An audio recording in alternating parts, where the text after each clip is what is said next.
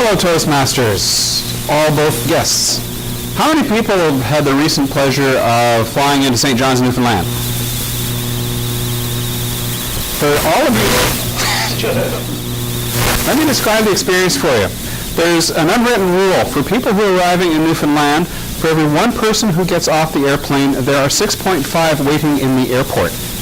As soon as you descend down the escalator into the waiting area, there's big cheer erupts. You would think that somebody's getting off the plane carrying the Stanley Cup. In fact, this is the greatest everyone. Everyone's they're going back to see their family. There's no other real good motivation to go to St. John's other than go to visit your family. You're certainly not going there for the weather. So the family's there, they're all gathered around, and they're all happy, and it's like a bird's nest. Everybody's chirping and kissing and saying hello.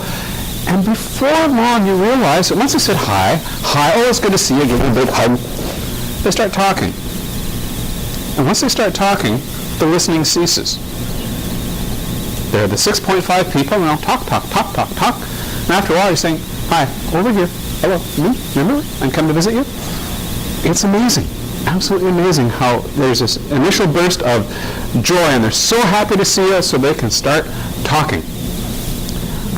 Get back to go visit with my in-laws, all 375 of them, all crammed into the front room at my mother-in-law's place. The same thing. Sounds like an auction in there. A rum field auction, I might add. So it's really, really loud, and nobody's listening. It's as if their world is here. No, they're not looking any further. They're not thinking about anybody else. They're not seeing anyone else. After a few days of this, you need a break. Therefore, my ex and I decided to do exactly that. We took a break. The last time we were in Newfoundland together. We went out, as I say, Newfoundland, out around the bay, out to a small outport village. St. John's is about 200,000 people. Most of the other villages have a few hundred, maybe 1,000 people. Very picturesque, rocky little places with waves and whales and clouds and birds. Very pretty. Quite relaxing, very calm. No auction, no 6.7 or 5 people. None of that sort of pandemonium. Some things are still similar. We stopped in this one town, had a nice bed and breakfast, lovely little rural spot right out along the water, about 5-6 miles from the town itself. So we're driving back from the town to our bed and breakfast, driving along this nice windy highway. Suddenly, I'm looking and I say, oh my God, there's an animal on the road. My ex says, it's a kitten. I've never been so scared in all my life. Here's this little tiny white kitten. He was smaller than a Kaiser roll. And he's walking right down the yellow line on this road in the middle of nowhere in the middle of Newfoundland. I figured he was a goner. So we pull to the side of the road. Unfortunately, he follows us, takes a look at us like, hi, how you doing? And I just look at him and say, oh my God, he's dead. White cat, blue eyes, ears don't work. Very true. He couldn't hear the traffic. He couldn't hear a thing. The fact that he somehow managed to survive is amazing. My first thought, once we got him in the car and got him safe, was, how could somebody do this? How in the hell do you abandon a kitten this big, this little tiny guy? So we picked him up and got him in the car, started driving back to town. Look what we found. We had this little tiny kitten. Anybody missing a kitten? It's cute as all get out, too. I mean, how could you possibly turn your back on a little guy like this? So we're going to town. We went to the general store, knocked on the store, and said, found kitten. Anybody missing this cute little kitten? Nobody even seemed to care. We could have been speaking Norwegian for all they care. Kitten? Oh, kitten. Who cares about a kitten? And it struck me very quickly as we went from place to place. We went to the police station, went to the fire hall, went to the pub. Why not? nothing to lose. But this whole business of people having their own very small coming back, even out in small town Newfoundland. I went to one person and said, oh, that kitten, yes, boys, we wandering for a week. And I thought, a week? A deaf kitten's been wandering on the highways in and around town for a week and nobody's done anything about it? Like, what's wrong with you people? How could somebody do something like this? See that even in a place where, don't get me wrong, Newfoundlanders are wonderful, friendly people.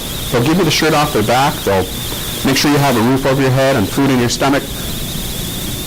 And I don't think it's just endemic to the island of Newfoundland that people's worlds get very, very small after a while.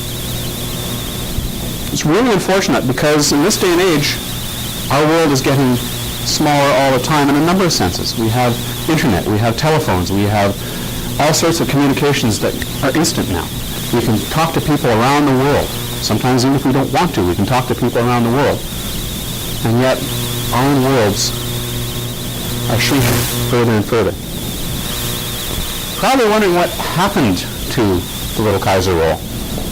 You might see this one coming, but after looking around, taking him to the local vet, realizing that he was 4 weeks old when we found him, nobody else seemed to want him, nobody else seemed to care, we had ourselves a cat.